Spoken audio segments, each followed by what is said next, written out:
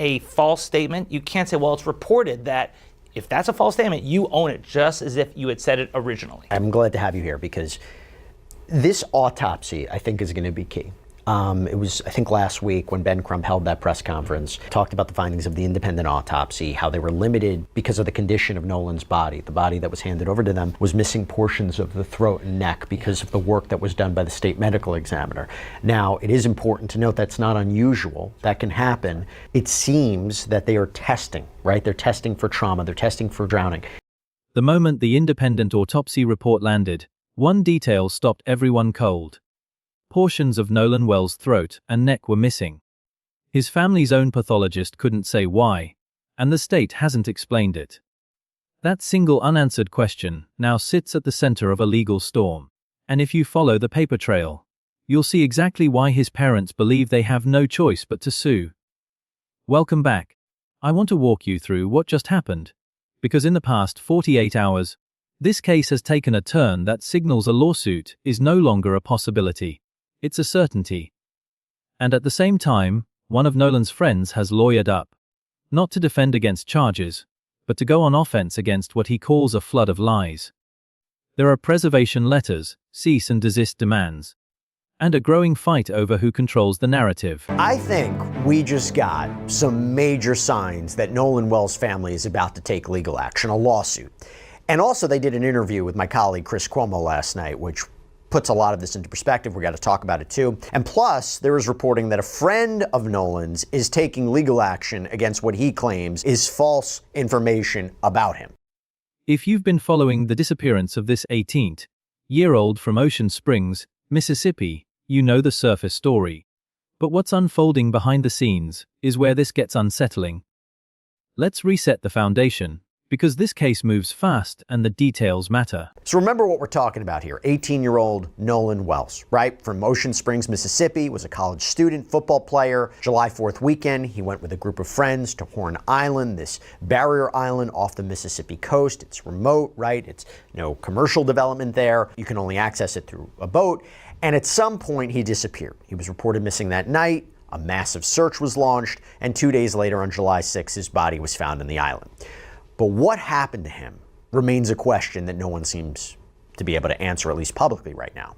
The results of the family's independent autopsy listed Nolan's cause and manner of death as undetermined. We'll talk about it a little bit more. We're awaiting the results from the official state medical examiner as well, including toxicology reports. The family is conducting their own investigation, led by civil rights attorney Ben Crump. And now we have more developments since we last talked about, and that's what I want to get into. Nolan Wells was a college freshman and football player. Over the 4th of July weekend, he went with a group to Horn Island, a thin strip of sand and brush off the Mississippi coast, no roads, no stores, reachable only by private boat. Sometime that afternoon, he vanished. A massive search ended 2 days later when his body was found on the island. The family's independent autopsy listed both cause and manner of death as undetermined. The official state medical examiner's report remains sealed, and toxicology results are not yet public. Civil rights attorney Ben Crump is leading the family's own investigation, and last night, Nolan's parents sat down for an interview that revealed exactly how deep their distrust of the official process has become. Now, before we go further, I want you to hold on to one name, Tristan Shepard. So, Tristan Shepard, who we've talked about before, purportedly Nolan's friend, spoke on the Officer Tatum YouTube show, and he was previously been interviewed by other outlets. He denied having anything to do with Nolan's death. On the Officer Tatum show, he said that Nolan's mom got on TV, claimed she didn't know him, and he said that couldn't be further from the truth, that he and Nolan met in the 9th grade, that Nolan was his best friend, that their friend group is mixed race, so that kind of is going against the narrative that race had something to do with what happened to Nolan. On Cuomo last night, Chris asked Elmore if he knows Tristan. Elmore said, "No, I don't. Just because you park your vehicle in someone's yard doesn't mean that they have to know you."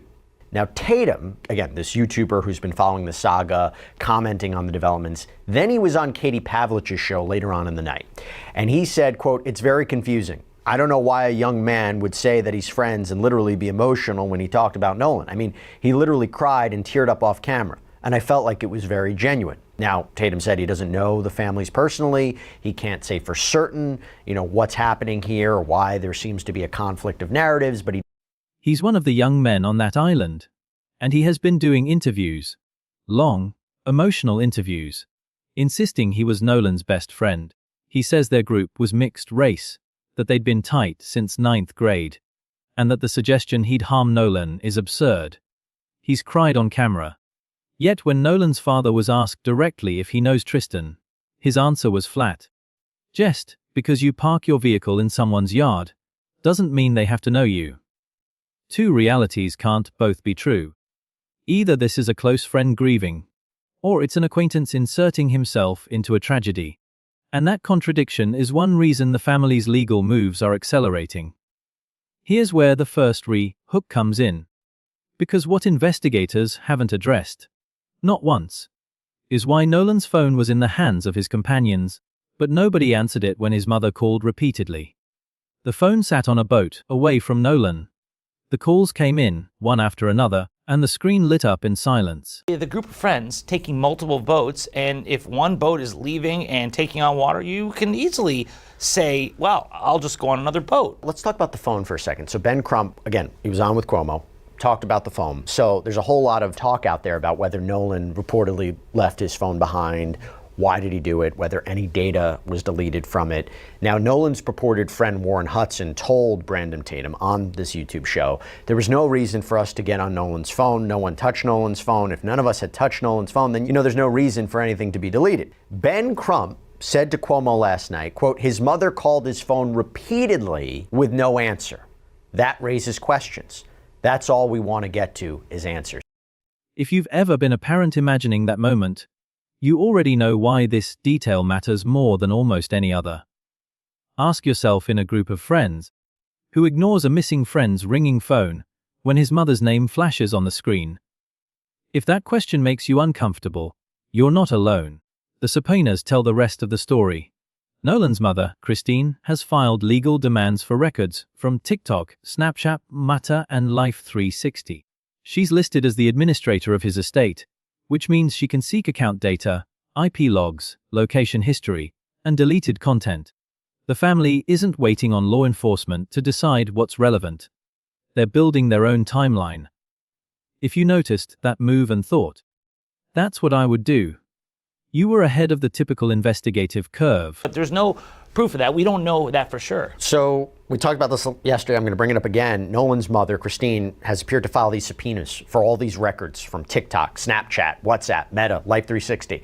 And they're part of this legal case regarding the estate of Nolan Wells. She appears to be the administrator.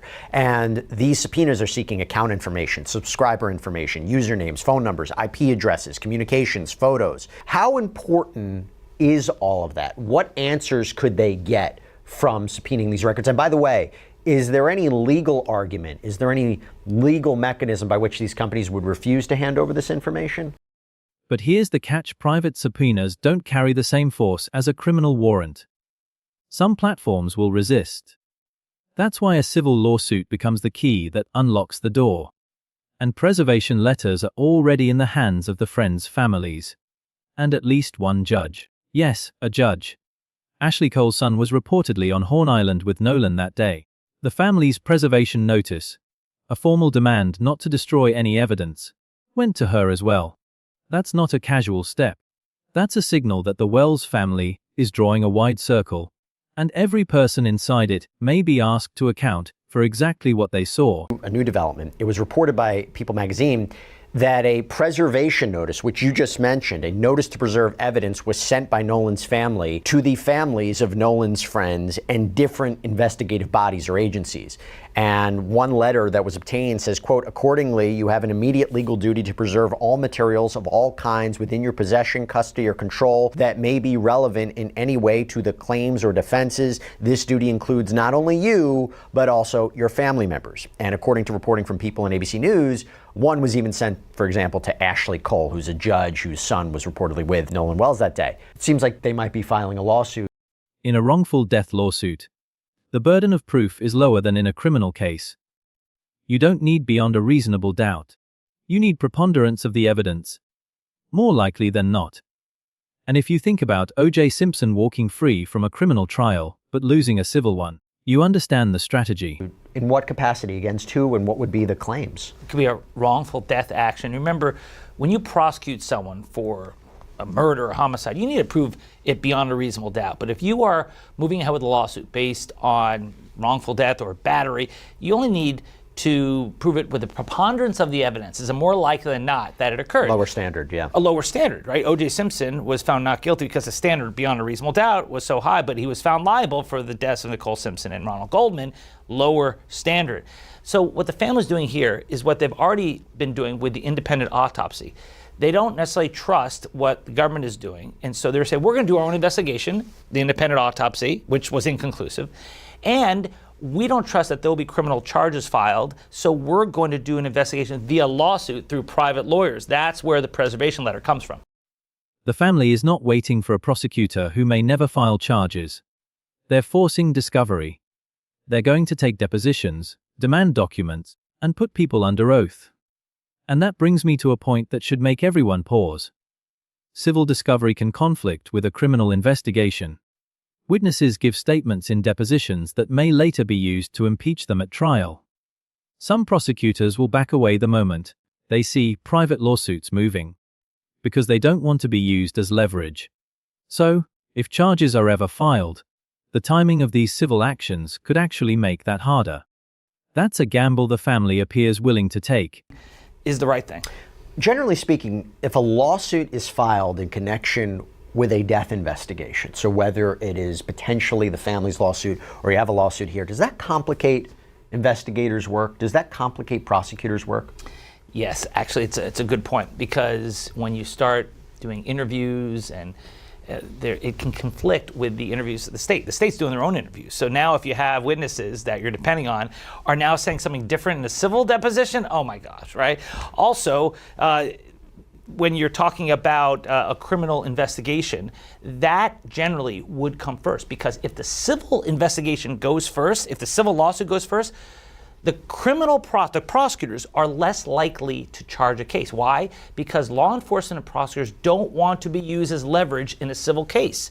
So if there's Can you explain that? What do you mean? Well, for example, if there is an ongoing criminal investigation right now, and all of a sudden you see civil lawsuits filed, the law enforcement and prosecutors may look at that and say, okay, are we being used as leverage, that they're filing civil lawsuits and they're telling us what we want to hear so that we will put pressure on the defendants to settle.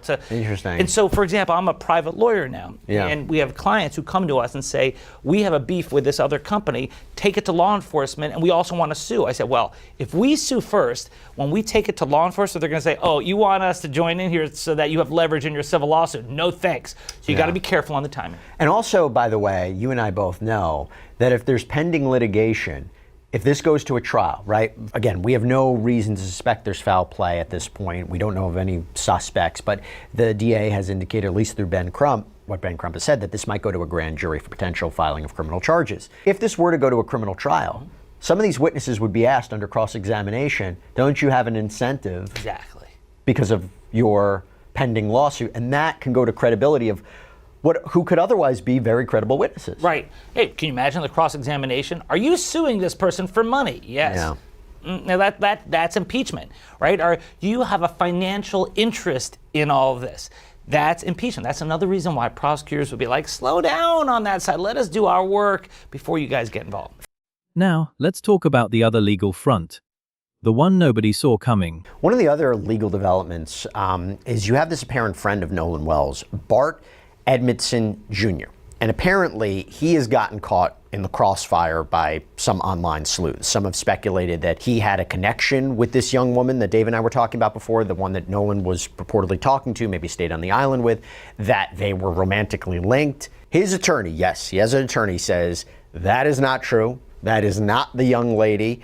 And that is the point. Edmondson is legally fighting those he claims are spreading misinformation about him. In fact, in a statement to Law and Crime, I'm going to read this to you. It says, quote, "After a week of egregiously false and defamatory accusations against Bart Edmondson Jr., accusations which resulted in credible death threats now being investigated by the FBI, the Edmondson family has released a statement addressing their son's knowledge of and cooperation in the Nolan Wells investigation. Please see the attached statement as well as a cease and desist evidence preservation notice sent today to an online influencer in anticipation of defamation litigation against her. My law office is representing the family. If you have any questions, please direct them to this address."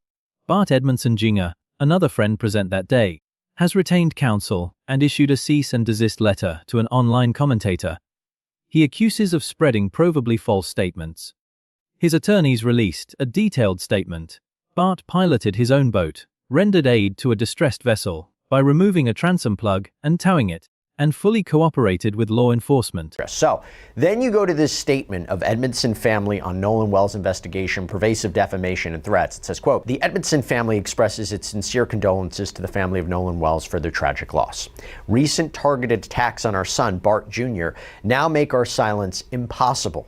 Hundreds of Mississippi Gulf Coast residents journeyed out to Horn Island to celebrate the holiday on the 4th of July.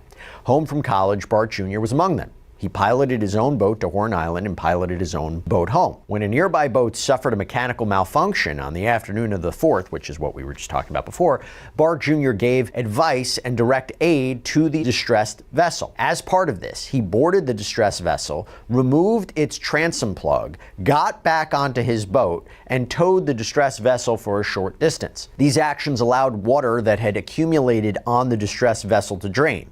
Bart Jr. believes that more than 20 passengers were spread across the two boats to witness these events." Goes on to say, when Nolan's disappearance and death came to light, Bart Jr. freely and fully cooperated with law enforcement investigating the tragedy. He sat for interviews, answered all of the questions he was asked, and shared all of his recollection from July 4th, 2026.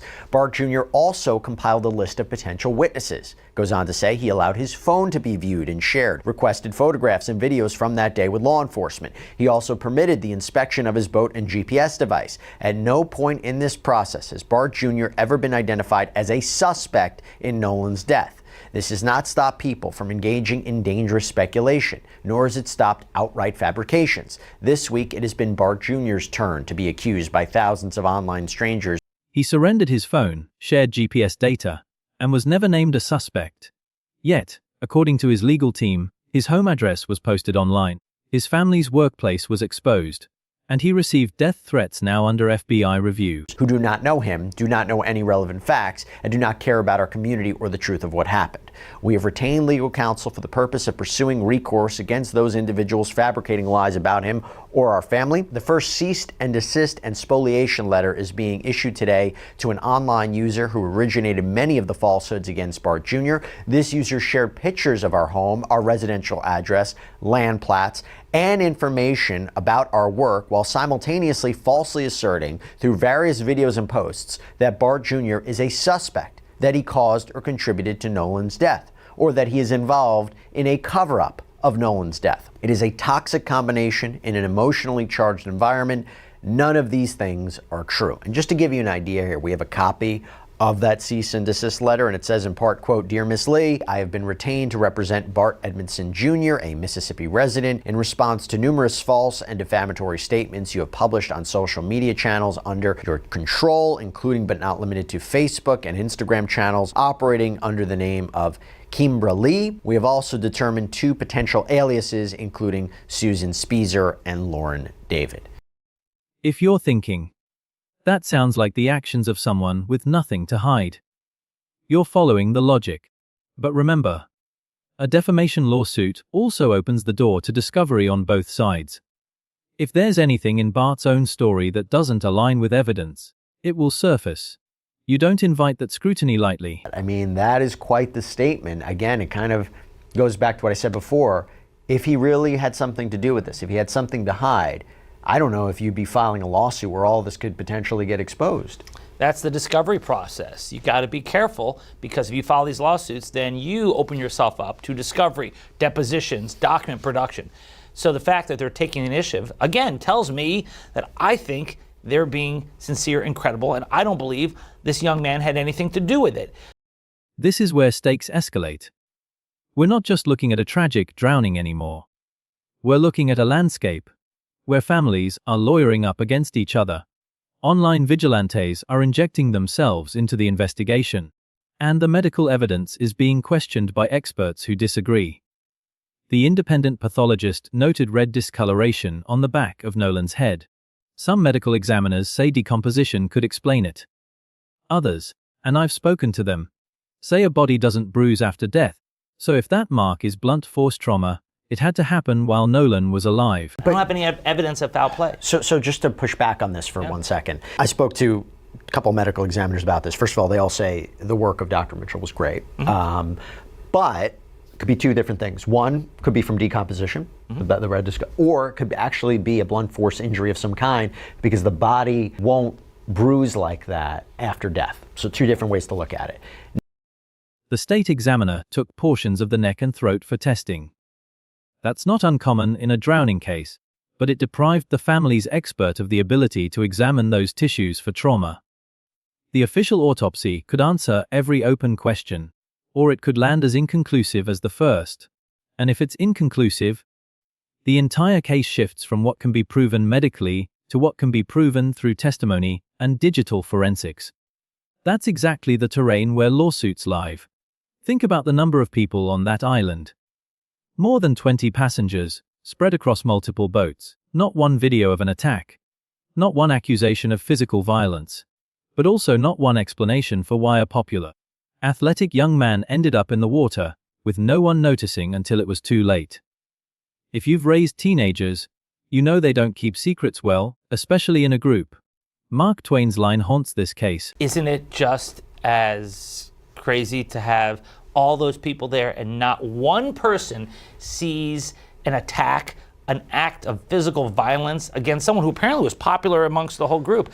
Not one video, no one has alleged a thing. Unless law enforcement has all that information and they're just not releasing it yet. Unless they're like, we have multiple statements about an attack. We have multiple people who saw Nolan drowning. But would they release it now to try to quiet the hysteria? Or they say, look, we can't yet because the investigation's going on. That's where I say, in a case like this, when there's so many conspiracy theories, that they should be more transparent. Sure. But the fact is that people can't keep secrets, right? Mark Twain said 2 people can keep a secret if one of them is dead. If this were the case, if people had seen something, you'd think that it would have gotten out. So it looks like that he drowned in an area where people weren't looking or no one noticed it, sadly. But if there was an attack, violence, where it's multiple combatant action, yes, someone would have seen, heard something, even recorded it. That to me makes it impossible that that actually happened. That's why I think that there was an accidental drowning. Now, could someone have been involved and pushed him over or something? I don't know, but that's what I'm hoping, that this autopsy and the toxicology report will reveal more. 2 people can keep a secret if one of them is dead. The silence from that day either means nothing happened, or something happened that the people who know are too terrified or too loyal to reveal. You get to decide which feels more plausible. Before I leave you, I need to tell you about Nolan, not as a case file, but as his mother describes him. He was the kid who would text her after every football practice, just to say he was heading home. He kept a small leather bracelet his grandmother gave him for his 15th birthday. It was still on his wrist when he left for the island, and it was missing when his body came back. That bracelet has never been mentioned in any official report. It's a tiny detail, and maybe it means nothing. But I can't stop thinking about it, and I don't think his mother can either. What do you think happened on Horn Island? Was this a tragic accident that spiraled into a cycle of suspicion, or is there a silence protecting someone? Share your theory in the comments. I read them carefully. And stick around, because I'm already digging into a discrepancy in the boat timeline that no one has pinned down yet, and what I found may force a complete re-examination of the first hour after Nolan went missing. I'll see you back here soon.